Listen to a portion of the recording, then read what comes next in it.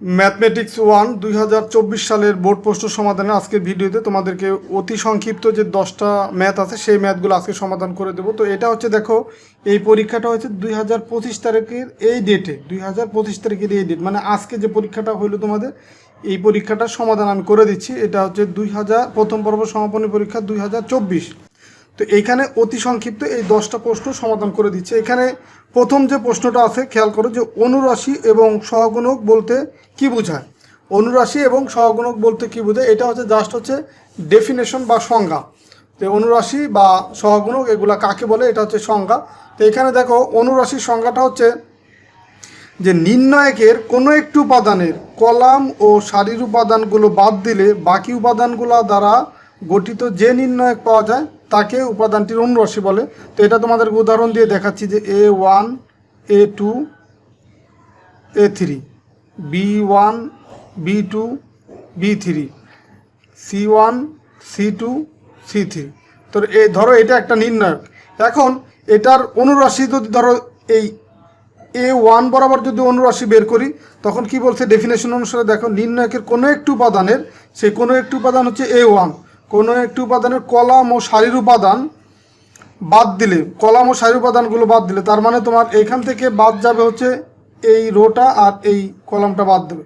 বাদ দেওয়ার পরে বাকি উপাদানগুলো গঠিত যে নির্ণায়ক পাওয়া যায় তাকে ওই উপাদানের অনুরাশি বলে। তার মানে এটার এই যে A1 এর অনুরাশি হবে কি, অনুরাশি হবে এই যে B1, মানে এই যে বাদ দেওয়ার পরে যে চারটা থাকে, B2 B3 C2 C3, এটা হবে অনুরাশি। আর সহগুণকটা কি হবে, সহগুণকটা হচ্ছে কোনো উপাদানের অনুরাশির পূর্বে যথাযথ চিহ্ন বসালে একে উক্ত উপাদানটির সহগুণক বলে। মানে এই যে A1 এর যদি আমরা সহগুণক বের করি, তখন এটা যথাযথ সিম্বল দিতে হবে। তো দেখো, এই সিম্বলটা হচ্ছে প্রথমটা প্লাস, তারপরে মাইনাস, তারপরে প্লাস, আর বাকিগুলি হচ্ছে একটার পাশেরটা আর একটার বিপরীত হবে। যেমন এটা প্লাস, তার মানে এর পাশেরটা মাইনাস হয়েছে।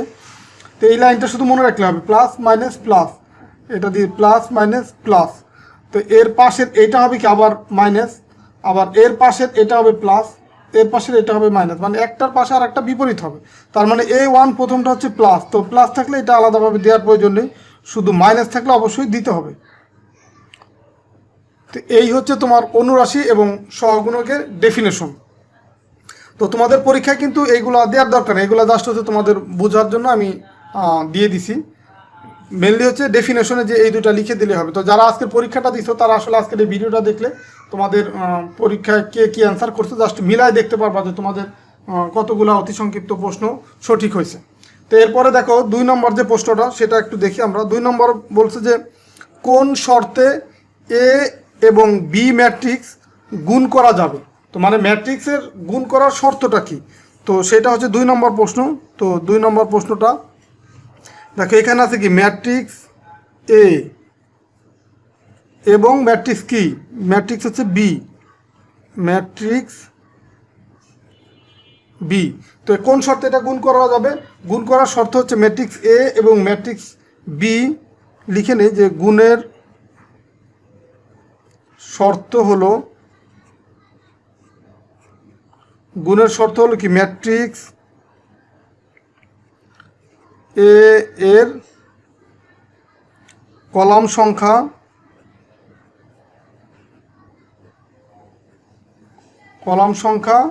ও ম্যাট্রিক্স বি এর সারির সংখ্যা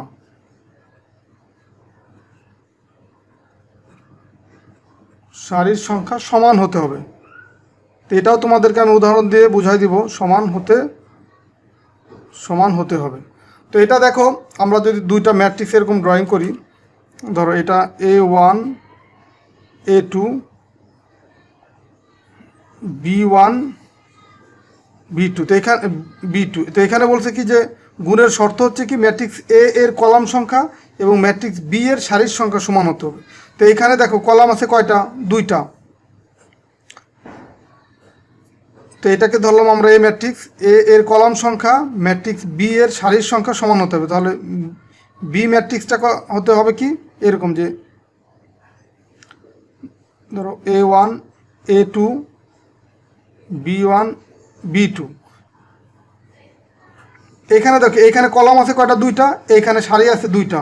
তো আমরা এইদিকে বাড়াইতে পারবো, কিন্তু কলাম কিন্তু মানে এইখানে এই সারি কিন্তু দুইটার বেশি হবে না। মানে এইখানে চাইলে আমি কিন্তু আরেকটা সারি দিতে পারবো না, সারি দুইটাই হবে। এইদিকে হয়তো আমরা A3 B3 এরকম রাখতে পারবো, কিন্তু সরি এটা হচ্ছে B2। তো এইখানে দেখো এইখানে কলাম আছে কয়টা, দুইটা, এইখানে সারি আছে দুইটা। তো এইভাবে করে তোমার মিল রাখতে হবে, মনে রাখতে হবে যে কলাম আর সারি সমান হতে হবে, মানে প্রথমটার কলাম দ্বিতীয়টার সারির সমান হতে হবে। যদি এখানে সারির সংখ্যা মিল না থাকে, সারি ধরো দুইটার জায়গায় তিনটা যদি দিতাম তাহলে কিন্তু হতো না। তো এটা মিল রাখতে হবে। তো এটাই হচ্ছে 2 নম্বরের অ্যান্সার। তো এরপরে দেখো 3 নম্বর প্রশ্ন, যে -a - b মূল বিশিষ্ট দ্বিঘাত সমীকরণটা লেখো। 3 নম্বর। তো এটা হচ্ছে শর্টকাটভাবেও করা যায়, আবার একটু বিস্তারিতও করা যায়। তো শর্টকাটভাবে আমরা এইভাবে লিখতে পারি যে এক্স মাইনাস হচ্ছে প্রথম মূল। তো প্রথম মূল ছিল কি, প্রথম সূত্রটা আগে লিখি, এক্স মাইনাস প্রথম মূল, ওয়াই মাইনাস হচ্ছে সরি ওয়াই না, এখানে আবার এক্স মাইনাস দ্বিতীয় মূল ইকুয়াল হচ্ছে 0। তো এখন এক্স প্রথম মূলটা ছিল -a, তো -a যদি দিই, মাইনাস আর এই মাইনাস হয়ে যায় +a। আবার এইখানে হবে এক্স মাইনাস বি আছে, তো এটা সূত্রের মাইনাস, আর এখানে দ্বিতীয় মূল আছে -b, সেটা হচ্ছে মাইনাস মাইনাস +b হয়ে যাবে ইকুয়াল 0। তার মানে এইটাকে যদি আমরা গুণ করে দিই, যে x² প্লাস হচ্ছে তোমার এইটার এটা গুণ করলে xb প্লাস হচ্ছে xa প্লাস হচ্ছে a আর b গুণ করলে ab ইকুয়াল হচ্ছে 0, অথবা x²। দেখো এখানে x দুইবার এই জায়গা আছে, এখানে আছে, তার মানে x কমন নিতে পারি। তো এখন a - b একটু সাজায় লিখলাম এখানে, আর পরে দিলাম x প্লাস হচ্ছে ab সমান সমান 0। তো x এখানে কমনটা নিচ্ছি, বাট এটা লাস্টে লিখলাম আর কি। তো লাস্টে লিখে দেন a প্লাস b পাবো কমন নিলে। তো এখন এই যে লাস্টে আছে এই ab, মানে এইটা আর এটা গুণ করি, দেখো যে ab পাবো। তো সেই abটা এখানে, তো এটাই হচ্ছে অ্যান্সার। তো এইভাবেও দিতে পারো। আবার তোমরা প্রথম মূল -a, দ্বিতীয় মূল -b লিখে মূলদ্বয়ের যোগফল, মূলদ্বয়ের গুণফল বের করবা। দেন হচ্ছে লিখবা যে সমীকরণটি হবে x² মাইনাস মূলদ্বয়ের যোগফল প্লাস হচ্ছে মূলদ্বয়ের গুণফল। তো ওইভাবেও করতে পারো। তো ওইভাবে একটু বড় হয়, এইভাবে হলো আরও সহজ। তো আমি ইজিটাই করে দিলাম। তো এরপরে দেখো 4 নম্বর যে ম্যাথটা, 4 নম্বর ম্যাথটা হচ্ছে এককের ঘনমূল 3টির যোগফল নির্ণয় করো। তো ঘনমূল 3টির যোগফল নির্ণয় করার জন্য তোমাকে আগে ঘনমূল 3টা কি সেটা আগে জানতে হবে। তো ঘনমূল 3টা যদি মনে না থাকে তখন কিন্তু এই ম্যাথটা করতে পারবো না। তো আমরা একবারে লিখি যে এককের ঘনমূল 3টির যোগফল ইকুয়াল কত হবে, প্রথম ঘনমূল 1, দ্বিতীয়টা হচ্ছে তোমার -1 প্লাস √-3 বাই হচ্ছে 2 প্লাস হচ্ছে তারপরেরটা হচ্ছে -1 মাইনাস √-3 বাই হচ্ছে 2। এই হচ্ছে 3টা ঘনমূল। এখন এই 3টার আমরা যোগ করব।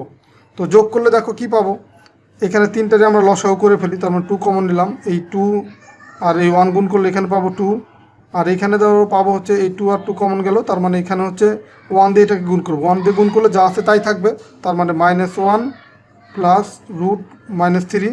এখানে 2 কমন আছে, তার মানে 1 দিয়ে গুণ হবে, 1 দিয়ে গুণ করলে এই প্লাস আর মাইনাস গুণ করলে -1, আর এখানেও আবার প্লাস মাইনাস গুণ করলে -√3। তো এখন এখানে দেখো এখানে আছে +√-3, এখানে আছে এই যে এখানে তো মাইনাস আছে, এই যে মাইনাস আছে -√3, তার মানে এইটা আর এটা কাটাকাটি করা যায়। আর এখানে দেখো এই 2 আছে, আর এই -1 আর -1 যোগ করলে হয় কত, -2, তার মানে 2 থেকে 2 বিয়োগ করলে কি হবে, 0 হবে। তার মানে এইখানে আমরা পাবো ফাইনালি হচ্ছে 0 বাই হচ্ছে 2, বা এটাকে লেখা যায় 0। তো এটাই হচ্ছে এককের ঘনমূল 3টির যোগফল। তো এরপরে আমরা 5 নম্বর ম্যাথটা করব। দেখো 5 নম্বর ম্যাথ আরও সহজ একটা ম্যাথ, NPN এটা দিয়ে আছে, এর মান কত। তো এটা হচ্ছে 5 নম্বর আছে। তো এটা বিন্যাস থেকে আসছে, আমরা 5 নম্বর দিয়ে আছে কি NPN। তো এটাকে আমরা ভাঙতে পারি এইভাবে, ফ্যাক্টোরিয়াল n, নিচে হবে ফ্যাক্টোরিয়াল n মাইনাস n, মানে উপরেরটা মাইনাস নিচেরটা n মাইনাস n। তো এখন দেখো উপরে আছে ফ্যাক্টোরিয়াল n, নিচে n মাইনাস n মানে কি ফ্যাক্টোরিয়াল 0। তো এখন ফ্যাক্টোরিয়াল 0-র মান কত, ফ্যাক্টোরিয়াল 0-র মান হচ্ছে আমরা জানি হচ্ছে 1। এটা কিন্তু আমরা জানি। তো তার মানে 1 নিচে থাকা না থাকা সমান কথা, তার মানে ফাইনালি হচ্ছে ফ্যাক্টোরিয়াল n, তার মানে n ইকুয়াল হচ্ছে ফ্যাক্টোরিয়াল n, এটাই হচ্ছে অ্যান্সার। আর এইখানে তোমরা লিখে দেবা যে ফ্যাক্টোরিয়াল 0 ইকুয়াল হচ্ছে 1, তো এটা লিখে দিতে হবে। তো এই হচ্ছে 5 নম্বর। তো 6 নম্বর ম্যাথটা এখন দেখো। 6 নম্বর ম্যাথে আছে কি তোমার, 6 নম্বর ম্যাথ আছে cos 75 ডিগ্রি এর মান কত। এটাও খুব সহজ ম্যাথ, যে cos 75 ডিগ্রি। তো 75 ডিগ্রিকে আমরা ভাঙতে পারি কীভাবে, cos 45 ডিগ্রি প্লাস হচ্ছে 30 ডিগ্রি, এইভাবে ভাঙতে পারি। তো এটার এখন সূত্র অ্যাপ্লাই করব। এটার সূত্র কি, এটার সূত্র হচ্ছে এই cos a plus b equal লেখা যায় cos a cos b minus হচ্ছে sin a sin b, মানে b বা এর পরিবর্তে আমরা এই ডিগ্রিগুলো বসালাম আর কি।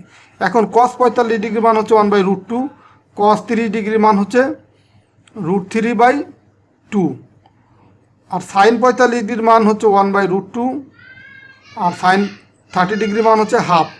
তার মানে দেখো নিচে এইখানেও √2 আছে, আর এখানে 2 আছে, এখানেও √2 আছে। তার মানে আমরা এখান থেকে কমন নিতে পারি 2√2, তার মানে 2√2 কমন নিলে এখানে উপরে থাকে √3, এইখানে থাকে -1। তো এখন এইটাকে যদি আমরা উপরে নিচে, এখানেও কিন্তু অ্যান্সার লিখে দিলে হয়ে যাবে, বাট আরও সুন্দর করে সাজায় লিখতে পারি। সেটা হচ্ছে আমরা এই উপরে নিচে দুই জায়গায় √2 দিয়ে গুণ করব, √2 দিয়ে গুণ করব, মানে নিচে আমরা রুটটা রাখবো না। তো দেখো এই √2 আর এই √2 যদি গুণ করি তখন এখানে পাবো 2, আর সেই 2 আর এই 2 গুণ করলে এখানে নিচে পাবো কত, 4, আর এই √2 দিয়ে যদি √3কে গুণ করি এখানে পাবো √6, আর √2 দিয়ে 1কে গুণ করলে মাইনাস পাবো √2। তো এইভাবে আমরা চাইলে সাজায় লিখতে পারি। তো এটা লিখলেই সুন্দর হয়। আর যদি কেউ মনে করো না বুঝো, এই পর্যন্ত যদি পরীক্ষায় দিয়ে আসো তাহলেও হবে। তো এটা হচ্ছে 6 নম্বর। এরপরে দেখো 7 নম্বর ম্যাথ আছে কি, 7 নম্বর ম্যাথ আছে ত্রিভুজের 3টি বাহু এ বি সি হলে cos এর সূত্রটি লেখো। তো এটা দেখো জাস্ট হচ্ছে একটা সূত্র, এটা যে 3টি বাহু দেওয়া আছে এ বি সি, এখন আমরা শুধু সূত্রটা লিখব। তো সেই সূত্রটা কি, 7 নম্বর সূত্রটা হচ্ছে cos a ইকুয়াল লেখা যায় b² প্লাস c² মাইনাস হচ্ছে a² বাই হচ্ছে 2, এই যে প্রথম দুইটা বি সি, এটাই অ্যান্সার। তো এরপরে হচ্ছে আমরা 8 নম্বর করব। 8 নম্বরে কি আছে, 8 নম্বরে আছে দেখো 3টা বিন্দুর স্থানাঙ্ক আছে, যে শীর্ষ মানে এত শীর্ষ বিশিষ্ট ত্রিভুজের ভরকেন্দ্র নির্ণয় করতে বলছে। তো ভরকেন্দ্র নির্ণয় করতে বলছে, তো ভরকেন্দ্রের সূত্রটা কি, এই যে ত্রিভুজের ভরকেন্দ্র, ত্রিভুজটির ভরকেন্দ্র ইকুয়াল হচ্ছে, দেখো এখানে 3টা বিন্দু, একটা ত্রিভুজ আগে ড্রয়িং করি। ত্রিভুজটা ধরো এইরকম আমরা ড্রয়িং করলাম। এই একটা শীর্ষবিন্দু হচ্ছে 0 0 0, আর একটা হচ্ছে তোমার দেখে নিচ্ছি একটু কি দেওয়া আছে 3 0, আর একটা হচ্ছে কি 3 3।